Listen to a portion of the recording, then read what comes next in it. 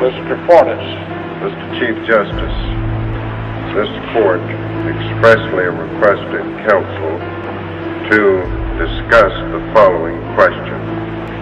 The question, of course, is the right of accused in state criminal proceedings to the appointment of counsel.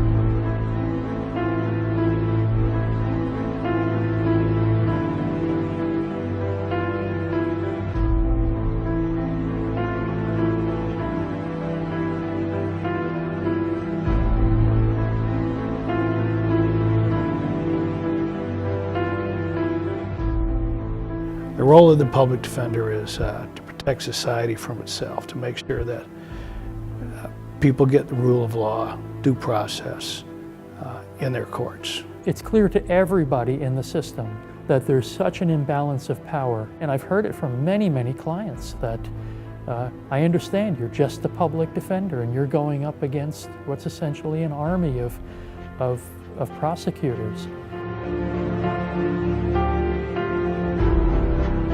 And I think that our citizens aren't getting due process and rule of law in our courts because we're not spending enough of our tax money on that process.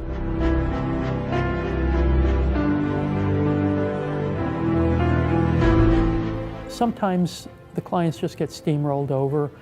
It creates such an atmosphere of despair for the defendants that if people aren't treated with respect, if they aren't treated like human beings, then I don't know how we can expect them to reform themselves.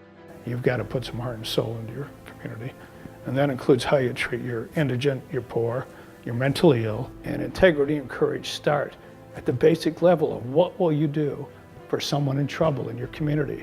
What I would like the public to understand is how important it is to have a vital and effective criminal defense system. We all have to have that hard conversation with our clients that this is how much money you have, and while everybody deserves a Cadillac job done for them, you can't afford it. And I think when you can convince the politicians that write the budgets that these are the things that affect the quality of life in your community. And if you put more money into it, the quality of our life in our community will be better. Then I think the indigent delivery system will get better, but without the money it won't. And without the change of heart it won't.